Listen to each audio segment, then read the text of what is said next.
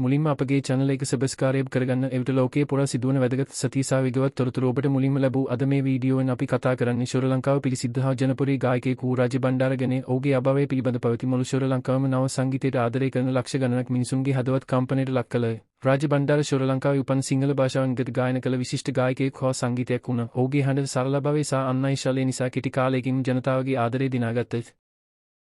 රාජ බණ්ඩාර ගායකයෙක් විතරක් නෙමෙයි, ඔහු සජීව පිරිසගේ වේදික දර්ශන සහ සංගීත ක්ෂේත්‍රයේ සම්පූර්ණ කලාකාරයෙකු ලෙස හඳුනාගත්. ඔහුගේ ගීතවල පිරිමේ වෙනවීම ජීවිතයේ සතුට හා දක ඉතා සරල නොමැති ගැඹුරු අර්ථයකින් ඉදිරිපත් කරලා තියෙනවා. ඒ නිසාම සියලු වයස් කණ්ඩවල මිනිසුන් ඔහුගේ ගීතවලට ලුණ රාජ බණ්ඩාර කාලක සිට රෙගුව සිටියේ කියලා වාර්තා වුණා. ඔහු කීප වතාවක් රෝහල්ගත වුණත් සමහර අවස්ථාවල සේවය ලැබුණත් සමහර වෙලාවට තත්ත්වය බරපතල වුණා. ඔහුගේ සගය ගැන රසිකයන් නිරන්තරයෙන් පෙරාතන කළේ නොමැත.